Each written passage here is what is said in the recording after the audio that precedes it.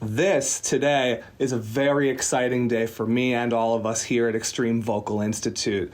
We have here today Dani Filth from Cradle of Filth, and we're going to be talking all about different things they have coming up on the Chaos and Carnage Tour here in the US, as well as their brand new album coming out March 21st, The Screaming of the Valkyries, coming out on Napalm Records.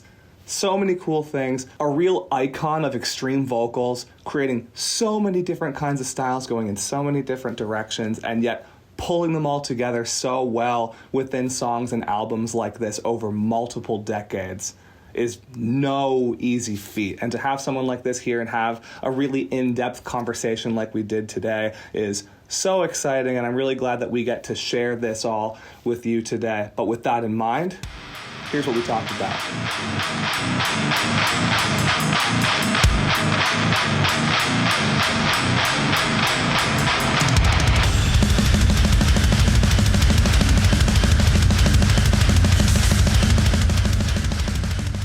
And now I'm excited to say that I am sitting here with the one and only Dani Filth from Cradle of Filth. How you doing over there? I'm very good, thank you. Very awesome. And with everything we're going to be talking about today, I can imagine that you're very excited for this new record to be out. Yeah, absolutely. We finished it back in June, I think June or July. It was delivered to the record company, and subsequently between then and now, we've been on many a tour. So I'm kind of getting second wind of the record. I was sick of it by the time it came out of the studio, as is normally the way. Having sat in on all of it. But now with the onset of loads of press, I'm kind of getting back into it, which is rare because I don't usually do that with an album. Once it's done, and then on to the next one. Just a weird quirk. Yeah, and I can imagine after doing like so many, like 20 odd records, like it gets to the point where sometimes that routine sets in, but that's awesome that you're kind of re-entering that kind of excitement period too. Was anything about recording this one any different from the last few records? Well, yeah, we used the same studio and producer, mainly because he's like a seventh member of the band, steers the ship throughout the creation of the songs and the demos and everything like that. And he's exceptionally good at his job. And he's also not a panderer. He doesn't say, "Hey Dan, that's absolutely fantastic, that reggae idea." You know, he'll literally say, "No, this is shit, don't do that," or change the lyrics there, it's too convoluted. And yeah, we know him well enough to appreciate those sort of comments, and take them as, legitimate criticism for the greater good. So I think we employ different techniques of recording. Yeah, and some different plugins and different guitar amps, you'd have to ask the other guys, but I know there was a lot of different stuff going on in order to achieve our objectives this time around. Yeah, and I was going to say, I can hear a lot of that too, because the overall sound of what I've heard so far from the record is just massive sounding. So really, really cool there. And I totally know what you mean. It's so valuable to have someone that's actually willing to push you further, especially after doing this for a long time. You want to make sure like everything is a step up from the last thing too. Yeah, and every album's monolithic. It's like it's got its own stature. It's it's a big deal from the inception of writing songs right through to delivering it to the record company. Thinking, fuck, we're free of it at last. Yeah, you may be talking 2 to 3 years. Bear in mind, this time we were touring exceptionally lots because of, I guess, playing catch up after the pandemic. Yeah, seriously. And with that in mind, do you feel like being on tour this much during this process kind of helps with the flow of ideas because you're just so in the mode of performing and just like being this version of your band self? Or is it sometimes easier if you're able to kind of step away and isolate for a little bit? Well, I like stepping away and isolating, but as a group thing, I think it works. But as with every tour, you have a checklist before you go on because you're all prepared. You've been preparing for 2 weeks, wherever you've got everything in its isolated little bags, and you know exactly how many pairs of socks you've got, and your checklist probably runs, 6 o'clock a.m., up, jog, 7 a.m., fill in tour diary from night before, etc., etc., etc., including getting together to write riffs. And by day 3, that's all of that is out the window because you're on a completely different time frame. You're not going to bed till 4 because you're pumped full of adrenaline, you know? Yeah, so it's difficult, but doing 3 tours actually in the States, 2 of which were co-headlining with Devil Driver.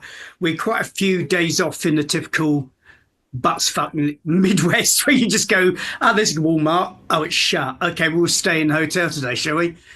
And then those were priceless days for writing. Oh, I can imagine. Yeah. And it's so funny how the schedule, like we start so organized and then it's just kind of fully out the window. Absolutely. It happens every time. I mean, you claw it back, but you can't dictate what happens from day to day. And you've got meet and greets and sound check and, an allotted dinner hour and everything going on, including not getting to bed till like 3 or 4 because you're the last one out the dressing room. Yeah, you can easily just go bing. Back to chaos.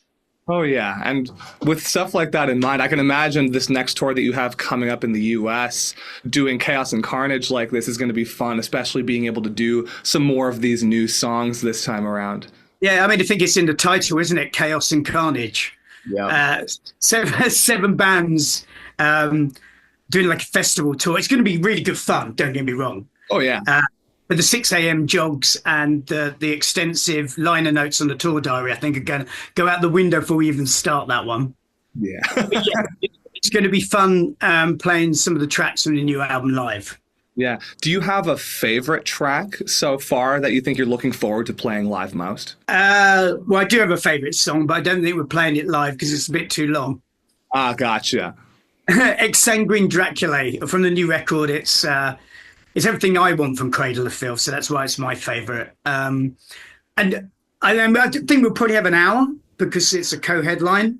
So bearing in mind, every time we release an album, obviously, you're making the fulfillment of the set list even more impossible because unless you fold time and space, you're pretty much allotted to 8 or 9 songs. Unless you're a hardcore band, then probably 52. Yeah. It obviously gets more difficult because you've got to play new stuff, fan favorites, those songs that you always have to play, even if the end of the world and all electricity has failed. Till the end of time. And then there's also the ones the odd song that you want to surprise the fans with, and obviously at the end of the day, the ones you like as well. So it's quite it's quite difficult procedure. Especially if you've got a shortened set. Normally we play like for an hour 45, whatever. But fun. And if it was up to our drummer, Martin, we'd be playing for 3 days because that's how he starts every time we start a tour.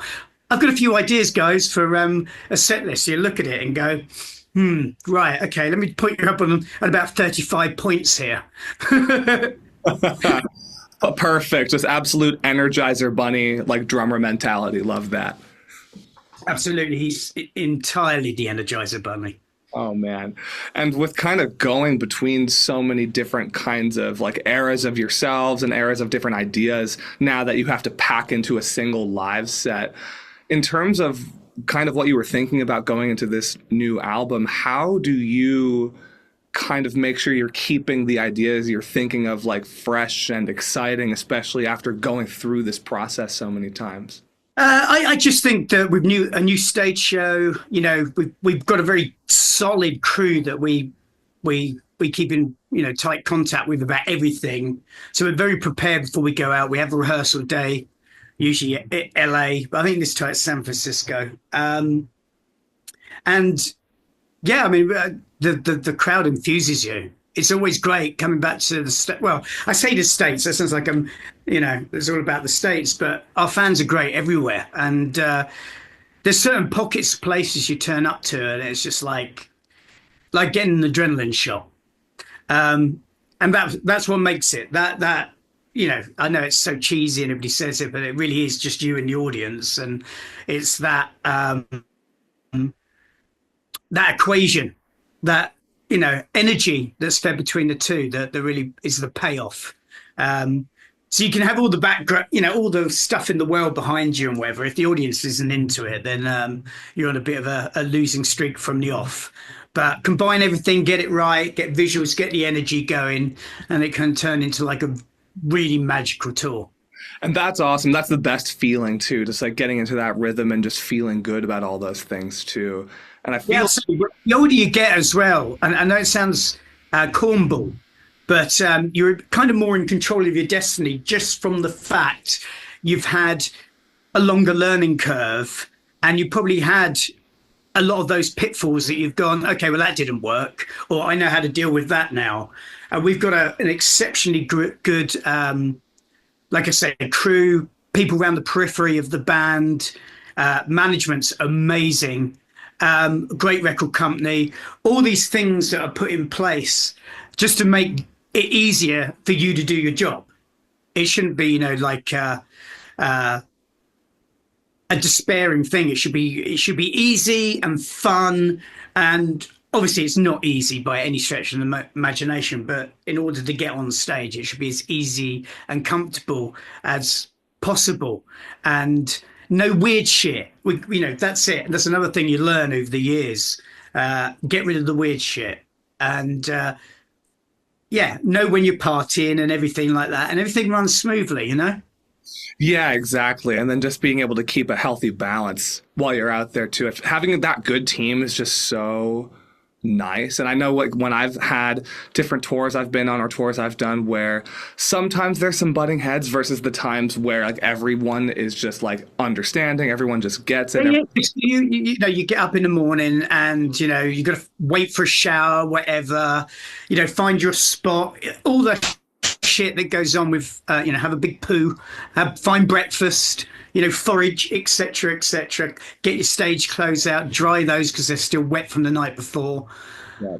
Have a crew meeting about the venue where everything's going to be set up. By the time all that's done, you just want to see a friendly face. You know what I mean? You don't want to see some sour pussies. You want to be, yeah, right, yeah, cool, awesome, having a good time, yeah, best of my life.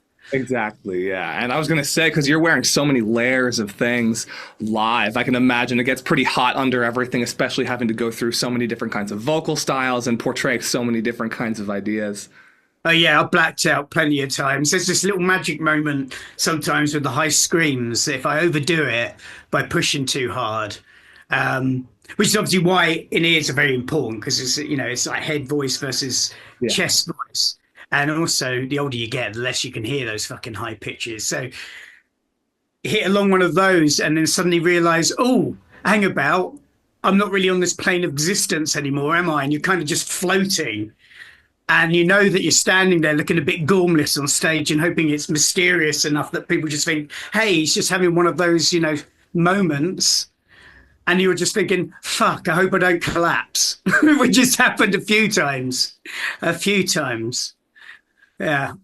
And I was going to say, that's just the sign of being a very experienced and a great performer. If you can have those moments and kind of either feel that slip up or like, ooh, I feel like I'm kind of floating in outer space a little bit. And no one would ever know. That's really cool. And I was... We should be right next to the drum kit. And we have a drum screen, which isn't a very sort of familiar face on a stage. Go to people, what's that? Why is he enclosed in that thing? Is it a surgical thing? We've tried to integrate it into the props now, so it sits inside like a case. But it's honestly, I swear to God, it's like playing club gigs. It saved my hearing, saved my voice, just makes everything on stage sound so separated. Yeah. And also, club gigs as well. What with, you got 1,000 odd people screaming their heads off. It's going straight down the mic. So yeah, that kind of thing's imperative as well. Just getting everything technically right. And I tell you what, my monitor engineer is literally my godsend. Yep, that's right. Just being able to give you everything you need. And just with the amount of different kinds of, kind of like you were saying, the different kinds of things you're moving between in chest voice and head voice things, and the amount of different kinds of extreme vocals you've been able to kind of And those disgusting. cars are bloody hot. They're really hot. Yeah. Like we turn up at play some outdoor festivals, it's freezing cold. And people are like, why have you got 8 fans on stage? Are you insane? Have you know? And I'm like, no, you wait. Honestly, it seems cold now, but when you're jumping around in 3 layers of leather, you know. We did Tucson. Was it Tucson or Phoenix? I think it was Phoenix, and supporting Danzig at an amphitheater, and it was 100 and something. Oh. And yeah, it's like, no, I refuse to bow to the weather. I'm going to go on and do everything, the cloak, everything. Yeah, third song in, I was like, fucking hell, me and my arrogant pride. I think there's something to be said about kind of keeping yourself at that level and being someone that like tours like day in, day out, like all types of weather, all times of year, every kind of environment, that kind of just conditions the body and the mind and the voice to really be able to just kind of do your thing really consistently. Which I was going to say, like, when you're like having to do this in so many different kind of environments, like especially those really cold like festival days and things like that, what are some things you do for yourself to kind of like make sure you feel like you're good to go kind of no matter what? Do you kind of like check in with yourself? Do you kind of separate for a little while to make sure like everything's vocally good to go? What's your kind of... Yeah, I do. Nobody wants to hear me doing weird warm-ups, you know what I mean? I don't mind doing them. I used to hate doing them in front of people. Now I just don't give a shit, honestly. I walk around in my underpants most of the time. But the thing is, the trick, I was a student of Melissa Cross back in the day, and it was because I lost my voice, and it turned out to be a vocal strain from years of not knowing where to project from. And I went to see a very, very top, and I still see someone who's very similar to her once in a while, who only works with opera singers and people from the West End, you know, like musicals, plays, that sort of thing. And it's all about throat manipulation. And to start with, it was extremely painful. Now it's just very, very mild, but it keeps your voice from, you know, clamping up like an engine. Yeah.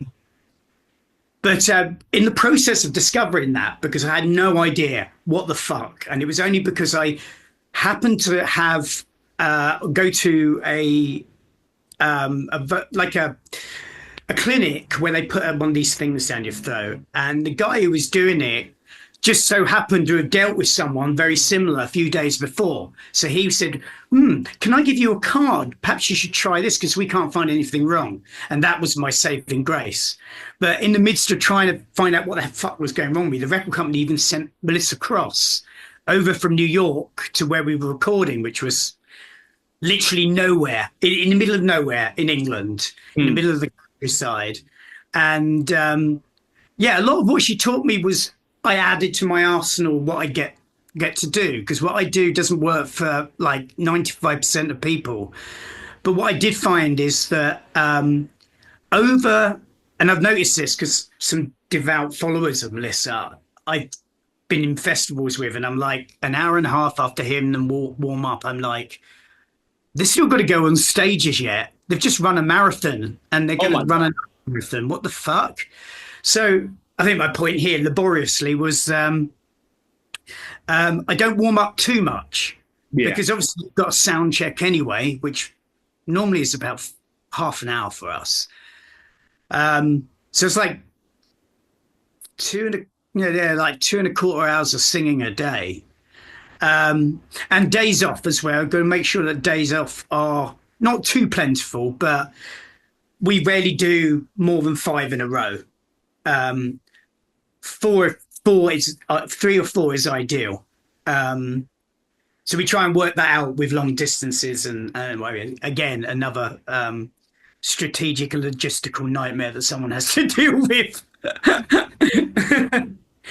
But yeah. Aside from that, sorry, going back to it, I was just trying to give you some tricks of the trade as I went past. You know, Steaming is the ultimate thing. If you're at a festival like we were last year, turned up and admittedly porta cabins, but the majority of where you were walking, and even though it's midsummer, as soon as the sun went, well, the sun didn't go down, but as soon as it got past, I don't know, like 9:30, it was freezing. This was in Finland, top of Finland, and we're definitely a chill, strong chill, and yeah, the steam. If I hadn't had that, I think my voice and my neck would have locked up. So I always, have a steamer.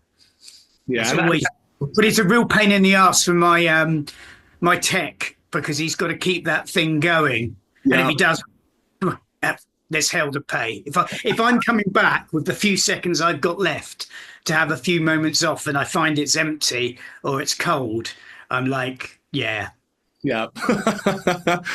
Off with their heads, so to speak. But I'm glad to hear that like you are kind of able to like find something that works for you, and then also like kind of keep it minimal. I think I've seen this a lot too, where a lot of people will tend to kind of over prepare, which caring about making sure you're ready to do what you're doing isn't a bad thing by any means, but like especially like with what you guys are doing and so many like rigorous like headline sets and like the chaos of what festival days look like and all the things that like the average person doesn't see behind the scenes in terms of how just draining those kind of days can be. Yeah, exactly. I mean, another thing, you've got that as well. So you've got to keep in a good, headspace, and having good people around you helps that. People who've got your back.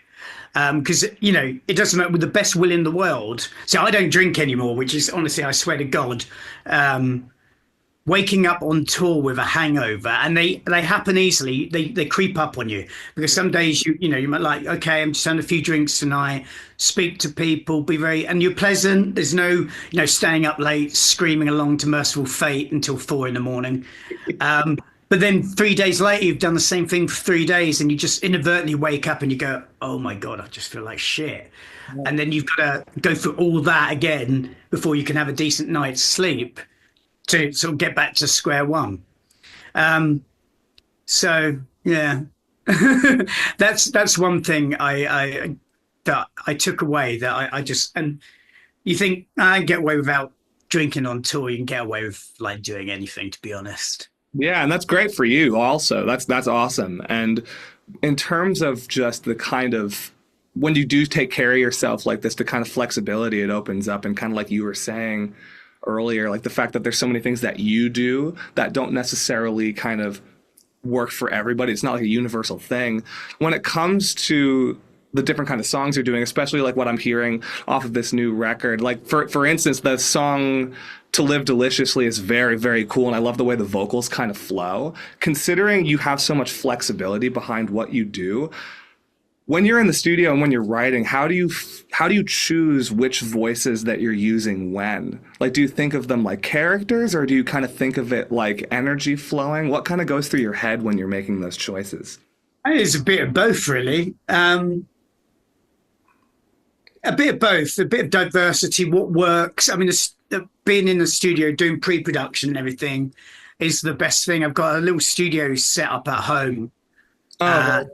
In a games room in my house, and so I can record myself. And in fact, there were a few times where in the studio I was like, especially if it's summer, and not that I get hay fever, but you'll be surprised how that even affects, like the really high vocals, which are the low ones, piece of piss, but really high ones and in tune and legible. To get a very pure note sometimes, especially during the summer, you just might not get it, might always be a little rasp in there. So sometimes I think, what, without the pressure of the studio, I'm just going to go home and do a load when I'm feeling confident. I'll be cooking and then go test my voice and go, fuck, stop everything. Voice sounds great now. Run upstairs, banging down a couple in the right places. And I've done that on a few occasions. But it's about preparation for the album and a little bit of experimentation as well, because sometimes a producer will go, and I've worked with a few. My other producer, I work in LA, he's always like pointing out, going, that voice you do, the raptor, or that narrative, Pete Steele. But, do that, and he's got weird analogies for these voices. I'm like, I've got no idea. Oh, right, I get it, yeah. All right, fair enough. It's He's always got the so fun. araya, the kettle, like a pure note araya. The really high screams is a kettle. You get used to it as well. Like the monitor engineer, he's. I've got like this that language on stage, which I think the guy who wrote Lord of the Rings invented because it's like a cross between Orcish and Elvish. I think Oh wow, that's great. lots of hieroglyphs. We're speaking in Morse code at this point, but it's so funny how that tends to happen. People we work with, like, and so many As long as it's not horse code. that we can't have that. No way. But the amount of names people will come up with for the amount of different kind of voices is so funny. I love that. Funny enough, I worked with some absolutely stunning, like not looking. I mean, they're all right, but not brilliant. Stunning audio engineers, live and in the studio, and it's funny that some of the best, like the ones who really know the science of creating music and recording it and projecting it without feedback or getting right tonality, and very scientific about it, still use the lowest common denominator of weird words, Yeah. and like steak belly and stuff like that, and you get it. It's like it's really weird, but you get it. Oh yeah, like that kind of weird like sub level of communication, like, and having that Exactly. understanding is so great when it happens and so valuable too. Mm. And then before we run out of time here today, something that I had on my mind, especially with how often I end up thinking about this and how often I end up bringing others through these kinds of things during like more conversations about vocals like this and these kind of extreme vocal styles, especially for someone like you that's been so consistent doing what you do and also doing it for the amount of time that you have. Now that you've had this experience, what are maybe what's one or some things that you would say to yourself, like when you just started out, that you wish someone had said to you about how to do what you do? Uh, well, the thing was, there were some points where, and believe it or not, to be, because some people go, well, you're not really extreme vocalists nowadays because everybody's doing like these pig grunts and stuff like that. And I was saying, you know what? It's so hard um, to be extreme and have all the words legible, to have that dialogue where you can hear everything is extremely hard. And that is what I endeavored to do at the beginning. But I guess it's just a learning curve. I don't think you could. I mean, obviously, there's loads of things, in the music industry you'd like to know right at the beginning. But even if you did just, write a little book, and it wouldn't be a massive book, but, wrote a book, it might not apply to everybody. And it might actually not apply really to the machinations of the time, because back then when we started things were different, communication was different. I used to do interviews in a telephone box in my village because I didn't have a phone and I didn't own a mobile phone. Hardly anybody had a mobile phone when we started, and a lot of the sort of transatlantic communications was all by tape trading. So you're talking like you're probably better off with one of those cans with a bit of string, because it would be about 4 weeks before you heard back from anyone. Pigeon might have been a bit more speedy, but yeah, it's all about perspective and I guess where you are as well. I miss those days for the obvious mysteriousness of the whole thing, and the fact that you had to discover bands. It was planned trips to London to go, not everything ready at your fingertips. Hmm. Have a bigger record collection by just Yeah. team to blasting that button until you got all the albums in the world. But it doesn't mean you know anything about music. It's a journey, and I think the same thing applies. I'm not going to say, you've got to go and fall down the pits and lose your record label and drive yourself to the brink of insanity on purpose. But I do believe that a lot of things are a learning curve. And the third thing is, if you get out on the road for even like a couple of tours, you soon find yourself brutally waking up to, the survival skills you need. And I know it sounds very brutalist and like, oh my God, it sounds perfect what you do, hotels and, airports and buses and people looking after you and stuff. But it is fucking hard work. It really is. And I think Johnny Winters says, forgive me if I'm wrong, he had this amazing quote. And it said, I'll do all my gigs for absolutely nothing. I don't anywhere in the world. I'll play for free. You guys are just going to pay for my time for sitting in airports for hours on end. Perfect. Exactly. Yeah. The amount of hurry up and wait that this job involves is... Yeah, especially if you're playing a festival and like you're doing a 40-minute set, but it's in Indonesia, like we did last year. And we just flew in, flew out, but it was still 4 days. For one show that was an hour long. Oh my God, yeah. So wild with that. And with that in I'm not moaning. It was great. It was really good. But just for 1 hour. Oh man. And lastly, with that in mind, like with all the traveling and like the amount of different places you see, and especially considering on tour, like sometimes it's really hard to actually like get out and do stuff in different cities depending on like the schedule and where you are. The locality. Yeah. Do you have a favorite spot in the world on tour, like during a show day or an off day, that you always end up looking forward to most? I think a lot of places. There's a lot of places that, you'll be on the tour and you go, oh God, we're playing this place again. And you actually get there and it's not as bad. And then there's always little highlights. There's like the Z7 in Pratian in Switzerland, just because the woman there does the best catering. It's just great. And you know that you're going to be able to wash your clothes and that. It's just a respite. And you're not in a city. So you can go for a little walk in the countryside and stuff like that. Or Madrid. It doesn't matter when we play Madrid, I always go to the Prado Museum. I've been there, so many times, seeing the same paintings over and over again. Hieronymus Bosch and Pieter Bruegel and the other guy, whatever his name, I forgot his name, he's on the back of my phone. Goya. Yeah. And then in America, it's, despite the fact I prefer not being in the midst of a city, I'd say, New York. We love sightseeing. That's awesome. Absolutely love sightseeing. And it's really hard to get the chance to do that. But New York, you can't park anywhere, so you literally got to be up at the crack of doom, and that gives us a chance to go for a little wander.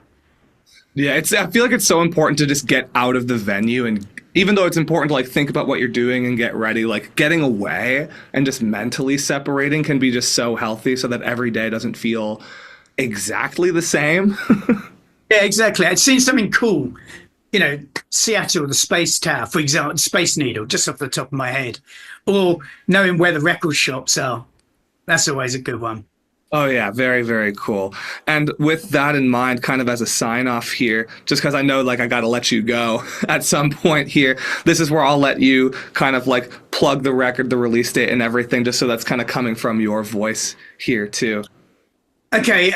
Well, we released the second single for To Live Deliciously about 2 weeks ago. There's a video coming tomorrow for that. And the reason why they weren't together is because the video was being shot in LA. Ah, okay. And the studio, was in the path of the fires. It didn't get damaged, but they had to vacate it for a while. Couldn't go back. And then it needed fumigating and cleaning and whatever. So they got around to doing that. We've quickly turned the video around. It's amazing. Wow. There's a little, might need a censorship on it. So that comes out tomorrow.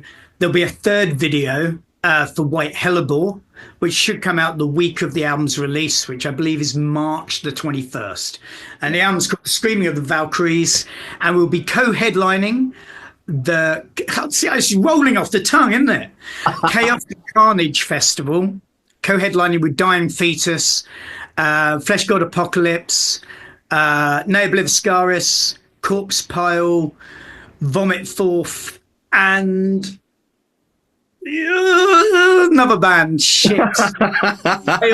I apologise to the other band. But yeah, it's going to be killer. And that starts mid-April in the States. I'm looking forward to seeing all these different videos you have coming from this too, and just like what you orchestrated, especially considering the fact that like the fires ended up affecting things. I'm really glad that it was able to like come together the way it was. Yeah, me too. Awesome. Yeah. Amazing. But with that in mind, with everything we've covered, thanks so much for taking some time to hang out here today. I'm glad that you're excited about this new record and to just get out there and play some of these new songs and, like you were saying, pack them into an already really expansive and intricate set list. I know that we're going to be out there for some of these shows you've got here in the US, so I'm really looking forward to seeing what you do with this. Yeah, we might have to play 2 songs at the same time, Albert. At this rate. See, that's ultimate efficiency. Play 2 songs at once or clone ourselves so that we can be on tour in multiple cities at once. Yeah, absolutely. Anyway, thank you ever so much for the interview. Take care. Absolutely. You as well. Have a great one, man. All right. Cheerio, man. Bye. And you heard what Dani said. Make sure you listen to The Screaming of the Valkyries, out March 21st, out through Napalm Records. This album is about to be insane. So many cool music videos coming. So many amazing, intricate songs on their way. I can't wait to see what they do live. And make sure you check out that album when it drops. I'm David from Extreme Vocal Institute. Thanks for checking this out. If you want to see us talk to more artists that you love and enjoy, leave a comment here of who you want to see us talk with. I'm happy to make that happen. And I'll see you real soon. And remember, keep screaming responsibly.